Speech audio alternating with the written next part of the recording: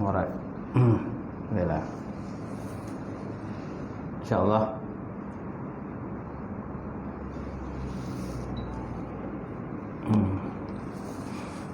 Baik. InsyaAllah kita buka kuliah kita malam ni dengan kita sama-sama membaca kitab ila hadratin Nabi Muhammad Mustafa Rasulullah sallallahu alaihi wasallam wal kiram ashabul rizam insyaallah Fatihah. A'udzubillahi minasyaitonir rajim. Bismillahirrahmanirrahim.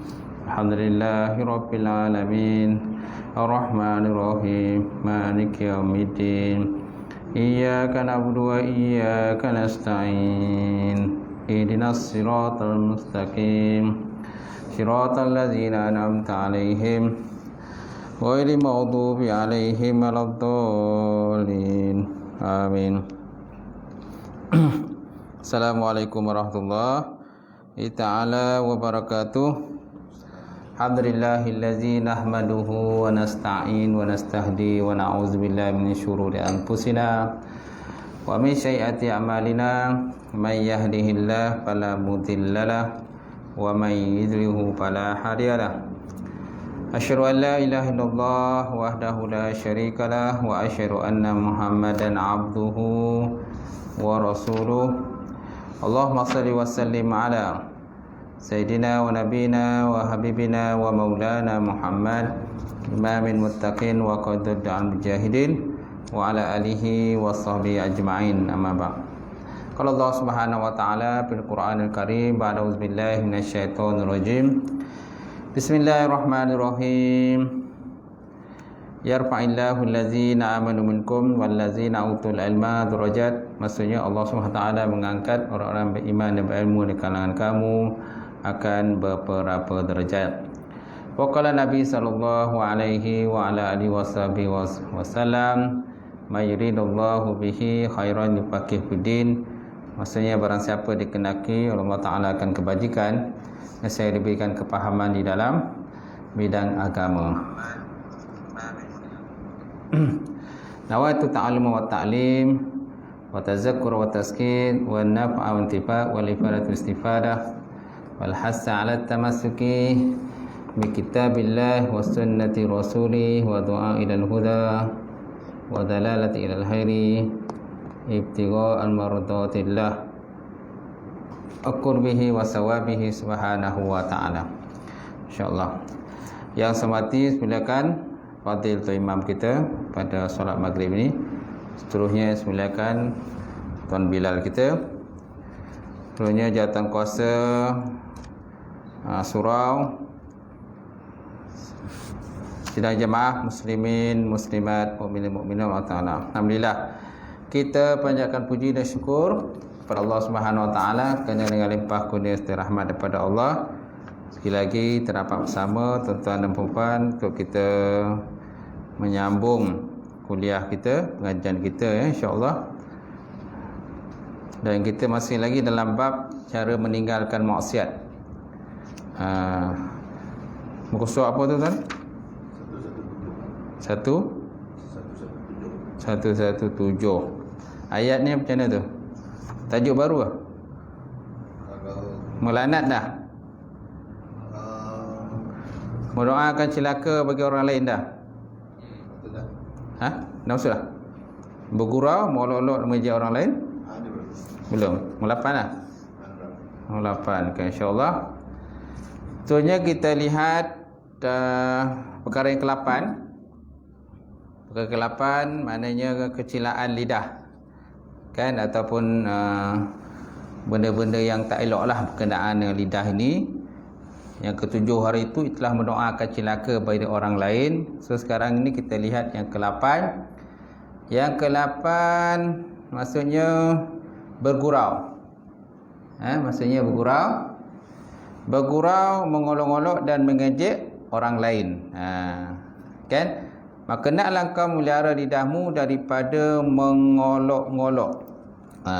Daripada mengolok-olok. Okey. Maka naklah kau melihara lidahmu daripada mengolok-olok dan mengejek orang lain. Sama ada dalam bentuk percakapan yang bersungguh-sungguh, tuan-tuan, percakapan yang bersungguh-sungguh, ataupun dalam bentuk yang bergurau-gurau sahaja. Ataupun dalam bentuk yang bergurau-gurau saja. Kerana perbuatan demikian menghilangkan air muka dan menghilangkan rasa hebat atau gerun, dan terkadang membawa pada rasa jauh hati dan juga menyakitkan hati, tuan-tuan. Jadi memanglah Islam ni bergurau tu ada masa boleh juga sikit kan. Tak bergurau langsung kan seria, maknanya straight dia kan. Tension jugalah istilah kita, tension lah. Kalau tak ada bergurau langsung kan, kita dengan kawan kita biasalah ada bergurau. Dengan isteri kita bergurau, dengan suami bergurau, betul tak? Dengan adik-beradik kan ada masanya bergurau. Kawan pejabat pun bergurau juga kan. Tapi jangan bergurau yang berlebih-lebih lah, sampai boleh menjatuhkan aib orang lain macam tu. Jadi apa kata musannaf? Maka naklah engkau melihara lidahmu daripada mengolok-ngolok, mengolok dan mengejek orang lain, sama ada dalam bentuk percakapan yang bersungguh-sungguh ataupun dalam bentuk bergurau. Bergurau yang dalam tujuannya bergurau tu dia mengolok-olokkan orang, mengejek orang lah. Kerana perbuatan demikian menghilangkan air muka dan menghilangkan rasa hebah, gerun, dan terkadang membawa pada rasa jauh hati dan menyakitkan hati. Yalah, orang yang dengar tu tentulah sakit hati. Sebab ada orang ni kadang-kadang dia tak semua orang dia ditahan bergurau lah. Apalagi kalau bergurau tu dia ada selitkan kata sindiran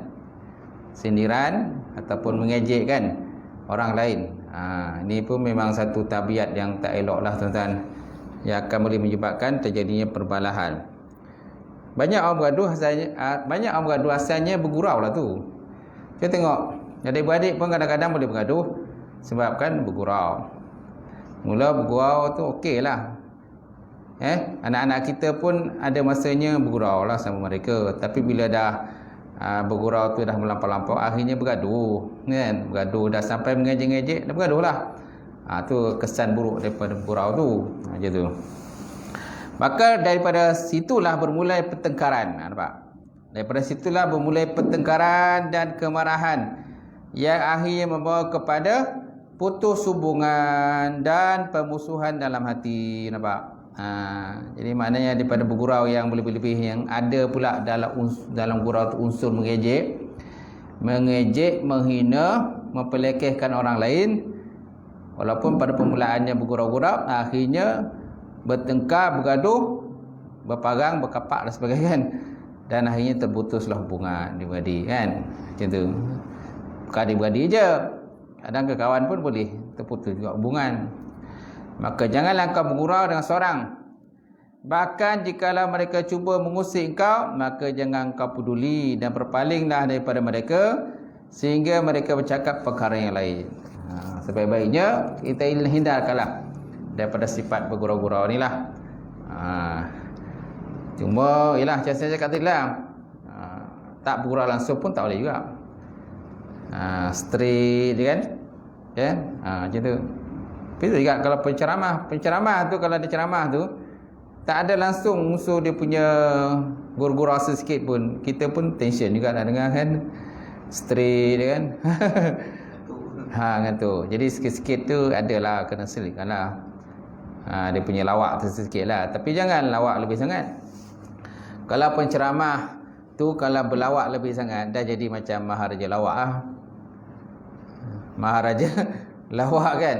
Jadi macam sepah tu jambu. Dia ada kumpulan macam-macam kumpulan tu. Lawak pernah jadi ustaz tak? Ya? Lawak pernah jadi ustaz tak? Kelawak? Lawak pernah jadi ustaz tak? Lawak pun jadi ustaz kan. Macam tu. Pelawak pun jadi ustaz. Dah terbalik dah. Tapi kalau dia lawak tu dia jadi ustaz. Tapi nak katakan nak tentukan orang tu betul-betul ustaz ni susah juga. Dia ustaz ni mesti ada background dia pengajian Islam. Tu sepatutnya lah orang yang label ustaz ni. Tapi banyak zaman sekarang ni dia tak ada background pengajian Islam pun. Tiba-tiba panggil ustaz. Atas nama kata dia dah ada kesedaran diri, dah pakai kopiah, dah pakai jubah, jadi kita anggap dia sebagai ustaz. Tidak ya. Kerana ustaz ni pun dia paling tidak pun mesti adalah pengajian Islam, pengajian pondok. Lepas tu dia adalah berkenaan dengan bahasa Arab. Ini satu bahasa Arab pun tak tahu. Macam mana kita nak katakan dia ustaz? Baik seterusnya. Dan taklah kau menjadikan dirimu daripada golongan yang disebut oleh Allah Ta'ala dalam firman Allah Subhanahu Wa Ta'ala, wa iza marru bil lagwi marru kirama. Wa iza marru bil lagwi marru kirama. Bila mereka melalui dengan perkara yang sia-sia, kan, maka lalulah kamu dengan menjaga kehormatan diri. Marru kirama. Bila mereka melalui dengan perkara yang sia-sia, maknanya dalam perbincangan mereka itu, dalam percakapan mereka itu ada perkara-perkara yang sia-sia, sebaik-baiknya kita tinggalkanlah. Pergilah tempat lain, gitu. Tapi ada juga orang suka dengan benda-benda yang lara-lara ni, suka gelak-gelak kan. Kalau tak buat lucu kan, itulah cerita tadi ni. Nak tanda adalah lucu sikit, tapi jangan lebih-lebih sangat lucu. Bila lebih-lebih sangat lucu kan, setiap apa yang kita cakap tu semua akan ditulis oleh para malaikat. Mereka akan tulislah. Gitu. Baik, inilah dia 8 perkara yang merupakan penyakit lidah. 8 perkara yang mana tu Tan? Yang pertama apa hari tu? Ada banyak kan? Berapa? 8. Pertama, bohong. Yang kedua, mungkir janji ataupun menyalahi janji. Ketiga, mengumpat orang. Yang keempat, berdebat atau bertengkar dan suka berbantah perkataan orang lain. Yang kelima, memuji diri sendiri. Ini parah kan? Memuji diri sendiri kan? Nyatakan dia hebat, dia bagus. Yang keenam, melaknat. Ketujuh, mendoakan celaka bagi orang lain. Yang ke-8, bergurau, mengolok-olok dan mengejek orang lain. Dan akhirnya bila mengejek ni pun fahamlah, bergaduh kan? Gaduh, tengkar dan sebagainya, dan biasanya akan terputuslah silaturahim. Tapi kalau seandainya dia bergaduh tu tak lama, okeylah. Ada orang bergaduh lama. Ada orang bergaduh lama sampai 10 tahun bergaduh. Tak selesai-selesai tuan. Tak bertunggu siapa 10 tahun atau 20 tahun tak bertunggu siapa. Akhirnya kan? Disebabkan tadi apa tuan? Disebabkan tadilah dia mengejek-ejek tadi. Akhirnya terputus hubungan persaudaraan. Terkesan buruknya lah. Baik, inilah 8 perkara yang merupakan penyakit lidah yang besar, maka tidaklah ada yang dapat menolong kau daripada menjaga lidahmu kecuali dengan uzlah. Tidak ada yang dapat menolong lidahmu itu melainkan dengan uzlah, mengasingkan diri dan melazimkan diam. Nampak? Itu caralah kalau kita nak hindarkan diri kita daripada dosa-dosa lidah ni tu kan. Antara ini ialah mengasingkan dirilah. Tapi jangan mengasingkan diri lama-lama pula. Kan? Sampai orang pun risau. Mana boy ni? Tak nampak-nampak lah. Sebulan, 2 bulan dah tak nampak. Hidup ke? Mati ke? Ada ke tidak lagi? Kita pun tak tahu. Apalagi kalau ada urusan-urusan penting kan. Dia pula imam masjid. Dia jadi imam masjid, jawatan penting kan. Bila nak cari tak jumpa. Mana pergi pergi uzlah. Imam pergi uzlah pula. Nak cop orang nikah pun tak dapat. Kan? Dan nak cop orang nikah pun tak dapat. Dia pula juru nikah. Lepas tu losap pula pergi uzlah. Kau nak pergi uzlah lah. Macam tu. Jadi nak uzlah pun tengok keadaan lah macam mana. Kalau komitmen kita tak banyak, bolehlah pergi uzlah. Kalau komitmen kita banyak, kan, maknanya kita tak beruzlah tu lebih baik daripada kita beruzlah. Kenapa? Kerana dengan tidak beruzlah, kita dapat menunaikan hajat orang lain. Banyak orang berhajat dengan kita, nak jumpa kita, nak semborang lah, tu lah sebagainya, tak nasihat dan sebagainya. So, kita jumpa dia orang lah. Besar lah pahalanya. Ataupun, kalau tak uzlah pun, melazimkan diam. Macam tu.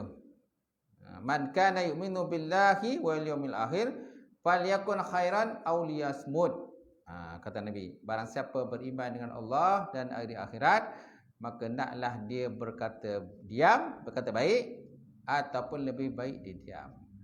Tak boleh cakap benda baik, lebih baik diam. Macam tu. Sebab apa? Kerana malaikat dia mencatat itu. Kita ada malaikat kan, kiraman katibin. Ada catat apa yang disebut dia si Mamat ni, apa sebut si Ali ni. Setiap hari disebut. Kita ada malaikat, banyak malaikat tuan-tuan. Ada malaikat hafazah, yang menjaga kita kiri kanan. Kemudian ada malaikat yang sentiasa buat laporan.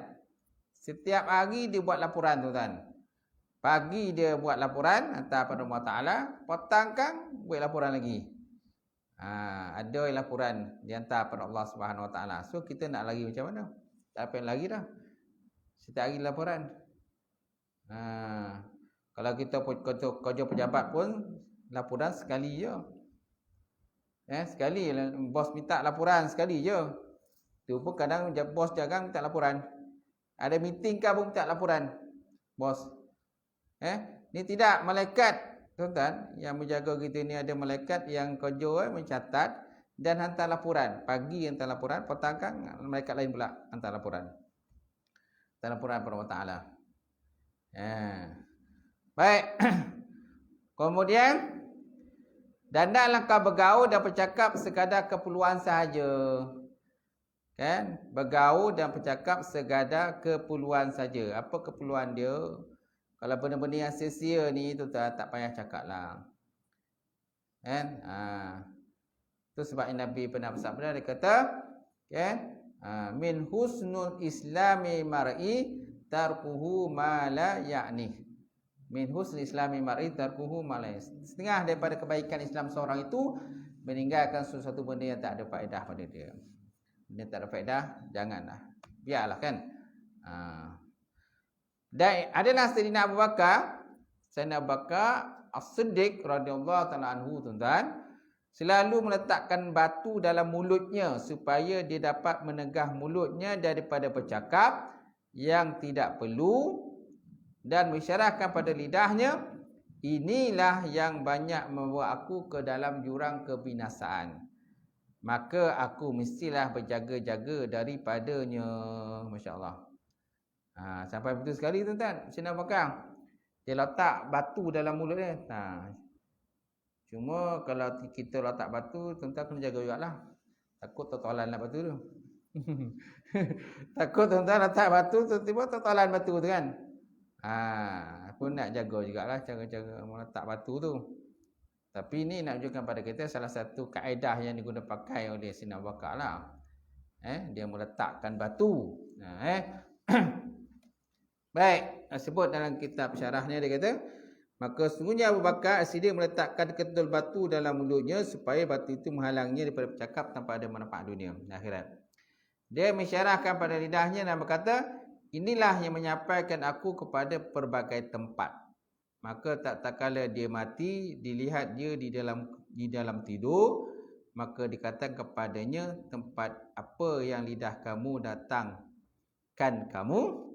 Katanya, aku menyebut dengan kalimah la ilaha illallah, maka menyampaikan aku dalam syurga. Salah satu kelebihan lidah lah. Mana lidah ni gunakan antaranya berzikir, baca Quran, cakap benda-benda baik, kalam-kalam yang cantik, perkataan-perkataan yang bagus, bagi nasihat pada orang ramai, bagi nasihat pada orang lain. Itu kepentingan lidah. Tak ada lidah pun susah juga tuan-tuan. Lidah adalah satu anugerah Allah Ta'ala lah. Anugerah Allah Ta'ala yang diberi pada kita. Kat dunia yang berkata-kata lidah. Akhirat besok lidah tak cakap lagi dah. Lidah dah ponik bercakap. Akhirat besok tuan, lidah dia tak bercakap lagi dah. Yang bercakap anggota badan lain. Sebab apa? Lidah dah ponik bercakap. Dunia dulu aku yang bercakap. Kan? Aku yang cakap, aku baca Quran, semua aku. Akhirat besok engkau pula bercakap. Maka anggota badan lah yang akan bercakap besok. Tangan, kaki kan, kepala, mulut, mata kan. Semua anggota badan tu akan bercakap lah, menjadi saksi di hadapan Allah Subhanahu wa ta'ala. Maka kata musannaf, jagalah lidahmu baik-baik kerana dia adalah alat yang paling berkesan dalam membinasakan engkau baik di dunia ataupun di akhirat. Ya. Dialah kan yang bela kita besok. Dialah bela kita dan dia juga boleh menarik kita masuk ke dalam api neraka. Baik, kemudian ada Abu Bakar bin Khalaf. So Abu Bakar bin Khalaf mengungkapkan satu nazam syair. Dia kata fa'asratuhu min fihi tarmi biraksih wa asyratuhu birrajuli tabar'a alal mahli. Dia kata mati seseorang pemuda kerana kesilapan lidahnya dan tidak mati seorang kerana kesalahan kakinya, maka kesalahan dari mulutnya melontarkan kepalanya dan kesalahannya dengan kaki lambat laun akan hilang. Kesalahan kaki lambat laun. Biasanya orang tidak masuk dalam dalam kubur dengan kaki dia. Biasanya dengan mulut. Dengan mulut mana dengan mulut celupar dan sebagainya, menyebabkan orang itu dibunuh ke, kan, dibunuh, ditikam dan sebagainya, menyebabkan orang itu mati. Hasil daripada perbuatan mulut lah. Bukan, kan, kaki itu ada juga tapi tak banyaklah. Biasa yang menyebabkan orang masuk kena bunuh ni, masuk dalam kubur ni biasanya tangan, mulut lah, lidah lah. Lidah yang celupar kan, tak dapat dikawal dan sebagainya, menyebabkan orang sakit hati lah.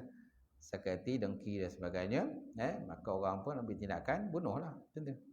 Baik. Seterusnya tuan-tuan, menjaga mulut. Yang keempat, menjaga perut. Kan? Yang keempat, menjaga perut. Mana cara meninggalkan maksiat yang seterusnya adalah menjaga perut. Maka hendaklah engkau pelihara perutmu daripada memakan makanan yang haram ataupun syubhat. Maka hendaklah engkau pelihara perutmu daripada makan benda-benda yang haram atau syubhat, atau berusahalah untuk mencari makanan yang halal. Nabi kata innal halal bainun wa innal haram bainun wa umurun mutasyabihat wa umurun bainahuma mutasyabihat. Benda yang halal itu jelas, benda haram pun jelas. Dan antara perkara antara keduanya itu ialah benda syubhat. Syubhat dengan bersubhat lain. Syubhat lain, bersubhat lain. Bersubhat tu yang berpakat lah, pakat buat benda yang tak elok. Dua orang atau lebih berpakat buat benda yang tak elok. Syubhat lah. Itu syubhat sama. Kalau ni syubhat. Syubhat ni antara halal dengan haram. Tak jelas halal ke haram ke. Itu dikatakan syubhat. Benda syubhat ni lebih baik ditinggalkan. Bukan saja benda haram kita kena tinggalkan, benda makruh kita kena tinggalkan. Benda syubhat yang tak jelas ni, halal ke haram, itu sebaiknya kita tinggallah. Itu ada hadis tu, dan hadis 40 pun ada. Baik. Dan apabila engkau telah mendapat makanan yang halal, maka naklah engkau merasa cukup dengan memakannya, dan naklah engkau berhenti sebelum kenyang, kerana perut kenyang itu mengeraskan hati. Masya Allah. Kata musannaf Imam Ghazali, dia kata naklah kamu makan benda yang halal, tapi benda halal pun jangan lebih-lebih. Dan kalau boleh makan berhenti sebelum makan, sebelum kenyang. Berhenti sebelum kenyang. Berhenti sebelum kenyang. Tapi biasanya orang suka makan sampai kenyang. Tuan-tuan, makan kenyang-kenyang dia kan. Rugi dah makan tuan-tuan. Kebiasaan macam itulah. Tapi apa yang diajar oleh Nabi, berhenti sebelum kenyang. Macam tu tuan-tuan. Macam mana kita nak amalkan tu berhenti? Kan? Mana berhenti sebelum kenyang. Tapi kalau berhenti sebelum kenyang kan, rasa mubazir pula makanan tu. Innal mubazirin kanu ikhwana syayatin. Membazir ni saudara syaitan pula. Kat situ pula di sudut pandang Baik. Tapi kata Musannaf Imam Ghazali, dia kata berhenti sebelum kenyang, kerana perut yang kenyang itu mengeraskan hati. Dan menumpulkan akal, memberatkan anggota daripada buat ibadah dan mencari ilmu. Bahkan perut yang kenyang akan menguatkan syahwat dan membantu tentera syaitan pula. Perut kenyang. Cuma perut kita ni tak bolehlah terlampau lapar pun tak boleh. Tak boleh lapar. Mana kita ni ialah kalau kita berpuasa kan, puasa maknanya sahur pukul 3-4 pagi ataupun pukul 5 pagi kita sahur, kan maghrib kan kita dah buka puasa kan. Nabi tak galakkan kita tu berpuasa 24 jam. Kita berpuasa 24 jam memang tak dibenarkanlah dalam syariat Islam. Macam tu.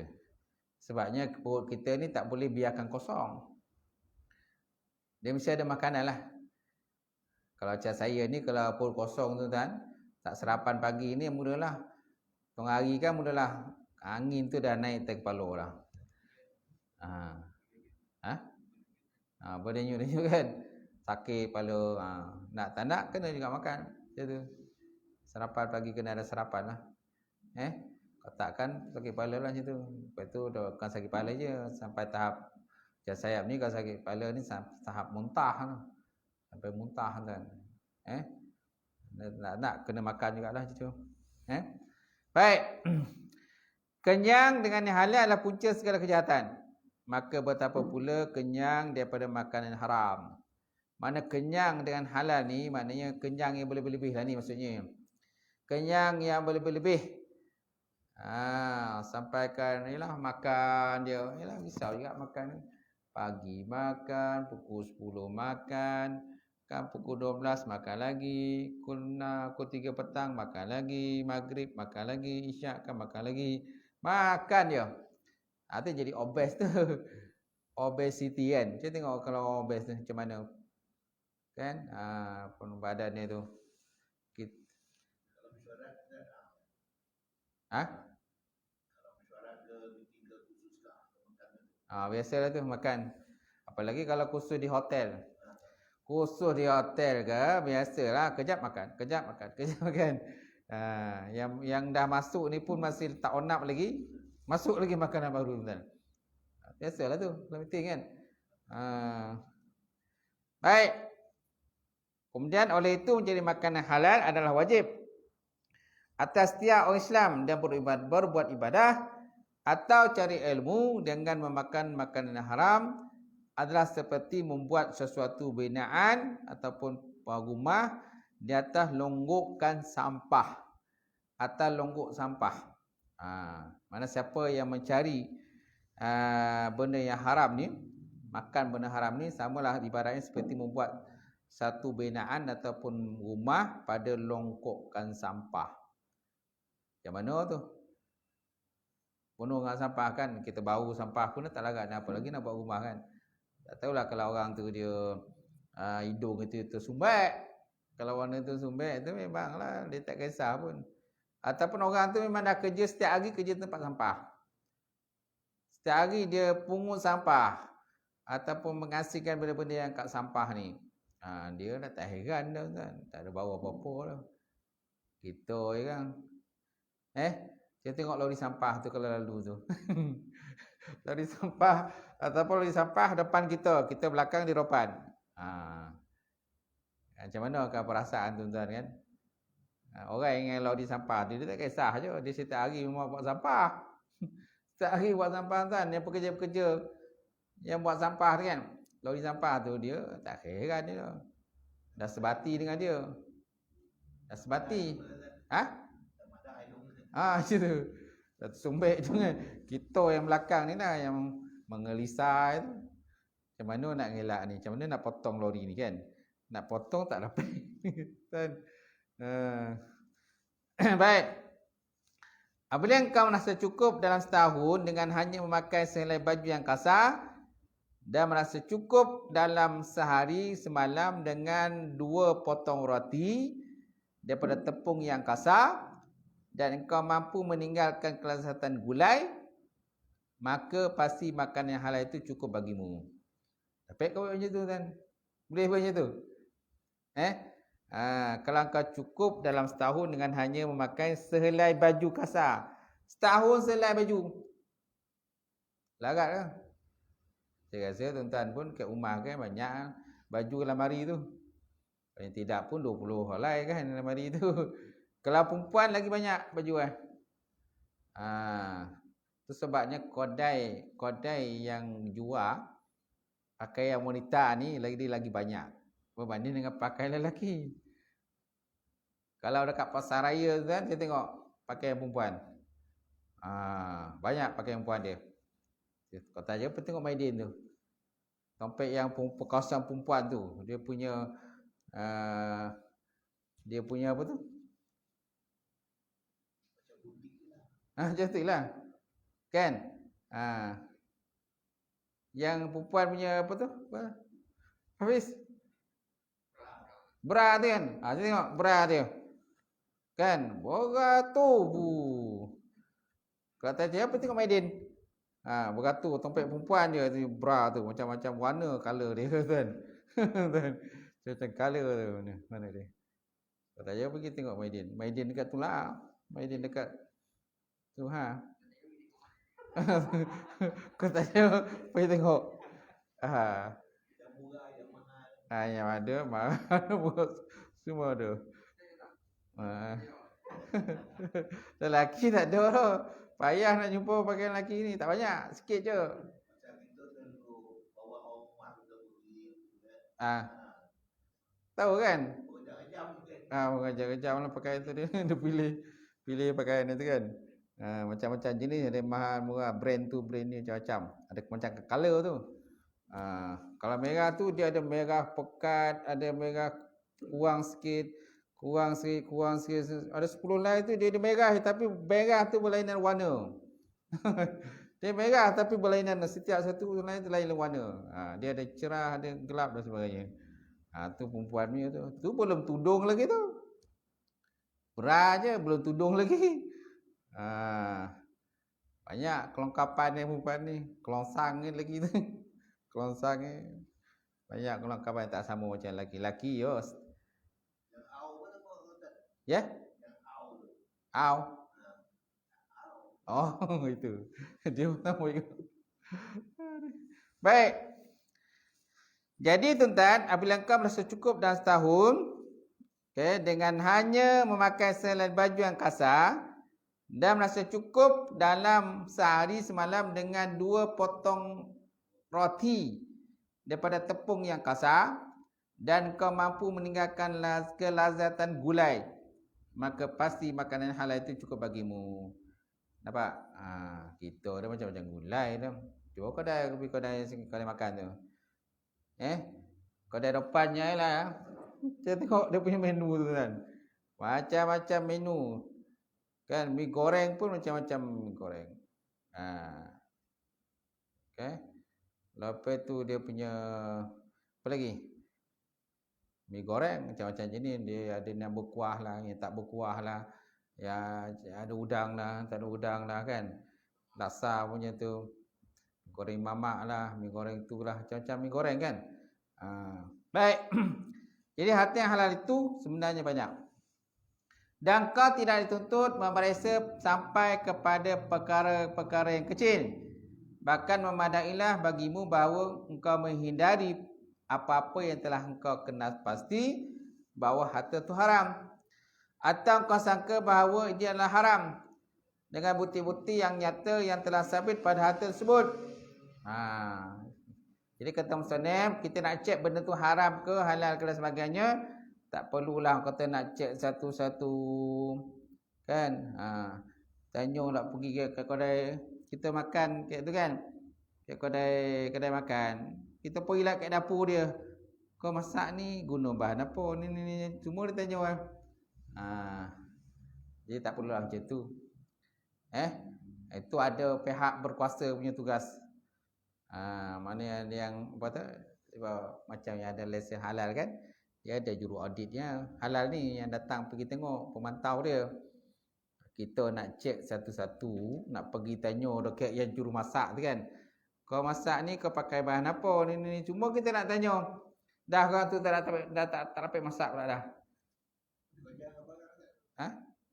Dia kerja parang dah lah. Kau ni datang sini ni nak buat apa ni? Kau nak makan kau nak nanya kan? Kau nak makan nak nanya rasio dia ni. Itulah dia marah kan? Itu. Baik. Dan engkau tidak dituntut memeriksa sampai pada perkara-perkara yang kecil.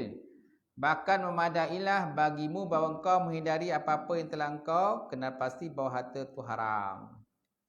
Atau engkau sangka bahawa dia adalah haram. Berdasarkan bukti-bukti yang nyata yang telah sabit pada harta tersebut. Kalau ada orang kata tanda-tanda menyatakan benda ni haram, barulah kita hindari. Kalau tak ada tanda apa-apa, tak perlulah kita nak mengkaji, menyelidik satu persatu, nak buka benda satu persatu. Macam tu, itu bukan tugas kita. Lala kan tak makan ajaknya. Baik. Adapun harta yang sudah nyata haram, maka hal itu sudah tak perlu diterangkan lagi. Dan harta yang disangkakan haram dengan beberapa tanda. Umpamanya harta raja-raja yang zalim. Kalau kita dah tahulah raja tu memang raja zalim, suka mengampas harta rakyat. Jadi kita dihindarkanlah daripada makan makanan dia lah macam tu. Ataupun pegawai-pegawainya. Mentori dia, pegawai-pegawainya memang rasuah lah. Banyak rasuah sana rasuah sini. Lepas tu dipanggil kita, dia ajak kita makan. Kita tahulah rasuah. Dia ajak kita makan, kita pun makan sekali. Kan? Ni tak elok lah. Dan harta orang yang tak ada pekerjaan, kecuali hanya meratap orang mati. Dia tak ada kerja lain, kerja meratap orang mati, menangis orang mati. Dengan meratap tu mungkin dia dapat duit. Dengan meratap dia dapat duit. Atau menjual arak. Dia kerja menjual arak.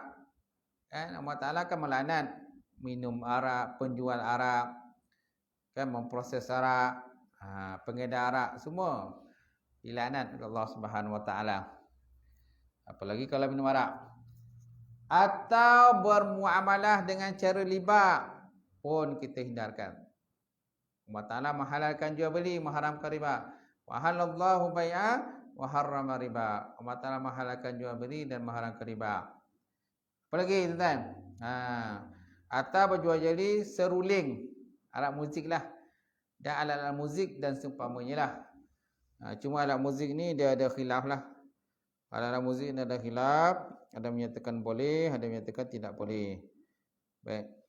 Maka sesiapa yang engkau telah ketahui secara pasti bahawa kebanyakan hartanya adalah daripada sumber yang haram, maka apa yang kau ambil daripada tangannya, walaupun boleh jadi dia halal, adalah haram. Kerana itulah yang ghalib pada sangkaannya. Kita dah tahu dah sumber dia haram. Kita dah tahu dia ni minta tikam ekor. Kau jual minta tikam ekor, tu lah kau jual. Duit Nabi minta tikam ekor. Ataupun memang dia suka ni berjudi. Siang malam pagi petang berjudi, main majun. Kita tahulah sumber dia tu. Lepas tu dia belanja kita, dia panggil kita kenduri, datanglah saya menang ni saya menang 1 juta lotori. Panggil lah Imam Hafiz, kan, surah bila surah Datuk Kelana datanglah ke rumah saya buat kenduri kan. Jomlah datang Imam Hafiz pun jomlah. Kalau kita doakanlah.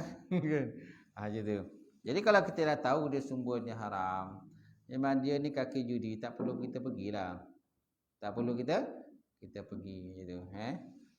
Baik, kemudian di antara harta yang jelas haram ialah harta wakaf. Ada lagi tentang benda yang haram. Harta yang jelas haram ialah harta wakaf yang dimakan tidak mengikut syaratnya. Seperti orang yang tidak bersungguh-sungguh mengaji, maka haram mengambil harta atau makanan yang diwakafkan. khusus kepada penuntut yang ada dalam sebuah madrasah. Contohnya ada orang daripada luar nak wakafkan makanan, nak infakkan makanan. Dia kata aku infakkan makanan ini untuk orang yang mengaji. Tapi dalam kumpulan mengaji itu ada orang yang tak mengaji ataupun malas mengaji. Yang malas mengaji ni dia tak boleh makan. Dia mesti orang yang mengaji bersungguh-sungguh, memang dia memang kerja mengaji, barulah boleh makan daripada harta tadi yang diwakafkan, yang diberikan, disumbangkan oleh penyumbang tadi. Okey. Tapi kalau sana penyumbang tu kata tak kisah dah, sesiapa pun boleh makan, yang mengaji ke tak mengaji pun bolehlah makan, tak kisah dia dah. Nasi dia niat sedekah gitu kan. Itu lain. Tapi kalau orang tu dia dah niat, dia kata aku wakafkan harta ini untuk orang yang mengaji saja. Yang tak mengaji tak boleh. Ataupun yang mengaji yang sambil lewa mengaji tak boleh. Nak yang mengaji bersungguh-sungguh. Tak ada ponteng kelas. Baik. Jadi antara harta yang jelas haram ialah harta wakaf yang dimakan tidak mengikut syaratnya. Seperti orang yang tidak bersungguh-sungguh mengaji, maka haram dia mengambil harta atau makanan diwakafkan khusus pada penuntut yang ada di dalam sebuah madrasah. Mana ada orang wakaf makanan, sedekah makanan dalam madrasah itu, pada madrasah tadi, dia niat untuk orang mengaji je. Jadi orang tak mengaji tak boleh ambil lah makanan tu. Macam tu. Baik. Dan sesiapa yang mengerjakan maksiat, maka akan ditolak segala persaksiannya ataupun syahadahnya. Kemudian begitu juga haram memakan harta atas nama tasawuf bagi orang yang bukan ahli tasawuf daripada harta wakaf yang dikhususkan untuk mereka. Contoh ada orang infakkan harta, wakafkan harta untuk yang mengaji tasawuf saja. Siapa tak mengaji tasawuf tak boleh makan. Tak boleh makan. Haramlah dia makan sebab dia tak mengaji tasawuf. Dia ngaji fiqh aja. Dia ngaji fiqh ataupun dia ngaji tauhid, dia tak ngaji tasawuf. Jadi tak bolehlah makan makanan tu. Kenapa? Kerana orang yang bersedekah tu dia dah niatkan untuk yang mengaji tasawuf je. Yang tak mengaji tasawuf tak boleh. Kalau siapa makan, maka berdosalah dia. Haramlah dia makan. Gitu. Macam tu. Baik. Dan telah kami sebutkan keterangan yang luas tentang harta syubhat, harta halal dan haram dalam kitab Ihya Ulumuddin. Jadi dalam kitab Ihya Ulumuddin dah cerita dah berkenaan dengan harta syubhat, harta halal dan haram. Maka naklah engkau merujuk di sana. Kerana mengetahui cara mencari harta yang halal itu adalah wajib. Nampak? Mencari harta yang halal adalah wajib. Mencari harta yang haram ialah wajib. Maka wajib engkau sembahyang 5 waktu. Okay? Sedangkan benda harta haram, maka adalah wajib kita tinggalkan pula. Wallahu a'lam. InsyaAllah akan datang sama lagi menjaga kemaluan pula.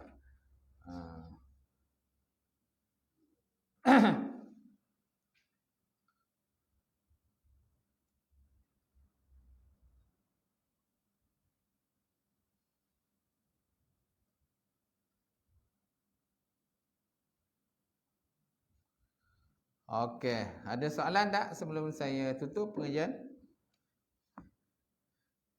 Apa nama Ustaz yang mengajarkan haji atas kerajaan TV? Ya? Atas kerajaan. Kerajaan. Adakah itu yang sampai MPB tu? MPB itu tak pastilah. Tak tahu pula cerita MPB tu. Dia ada campur ke haram? Kalau kita tahu dia ada pencampuran haram, tak perlulah kita pergi.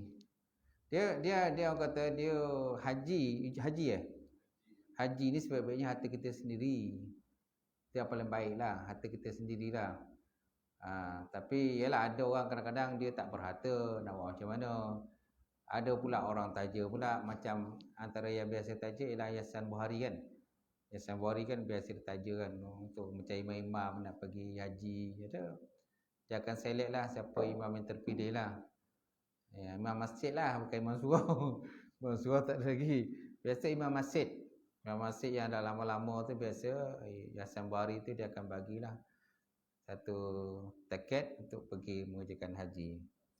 Mana kalau kita dah tahu yayasan tu memang yayasan yang memang bagus, maknanya telus, dia tidak ada ambil benda haram dan sebagainya.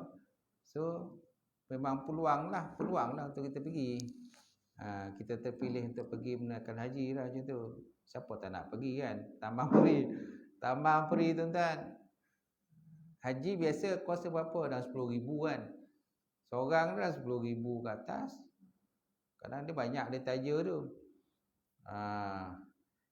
Banyak dia taja, bukan seorang dia taja. Maksudnya dia orang nak pergi lah, baru dapat tahu ni sampai TV.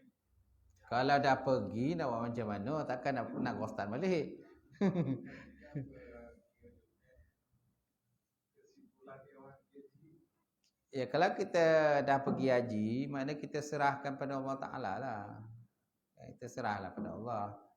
Mana kita tak tahu benda tu semua. Yang kita tahu kita dah dapat tiket percuma untuk pergi, kita pun pergilah. Kita pun tak cek nak. Takkan nak kita cek sesuatu kan. Macam tu. Mana syak lah kan?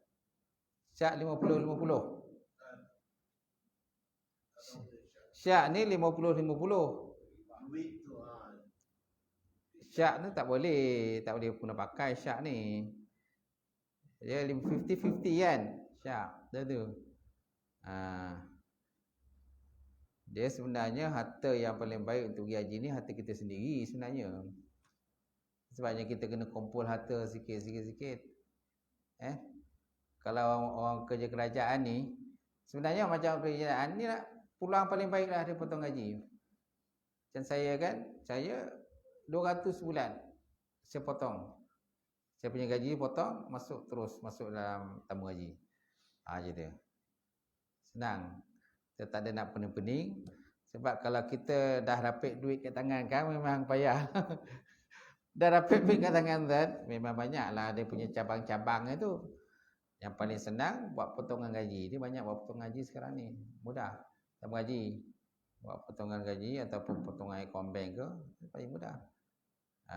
Dia terus transfer. Apalagi kalau zaman sekarang tu, zaman sekarang ni kita boleh cek secara online. Macam tabung haji kan, kita boleh cek secara online. Tak perlu kita pergi dekat mesin tu, tak perlu dah. Kat rumah pun boleh cek sekarang ni internet tabung haji. Apa dah punya tabung haji tu? Hijari T-Hijari namanya, Hijari. Mana kita boleh tengok duit dalam account bank tu ada berapa baki dia. Duit kita dalam, dia macam, betul lah macam Maybank to you kan, Maybank to you, lepas tu CIMB Click. Kan boleh tengok duit kita dalam account bank. Walaupun kita tak pergi ke mesin tu, kita boleh tengok. Tabung haji pun itu juga. Boleh tengok duit dalam tabung haji tu berapa baki dia. Senang kita nak tengok. Dulu ya susah nak kena pergi mesin tu, pergi dekat tabung haji tu baru dapat tengok duit. Sekarang tak, senang aja boleh tengok. Berapa baki dia tu boleh tengok. Kalau kita buat potongan gaji tu kan, mula kita tengok akaun gaji kita, lepas tu tengok dalam tabung gaji dia dah potong, dah masuk belum benda tu. Dah masuk dah. Tapi jangan ambil.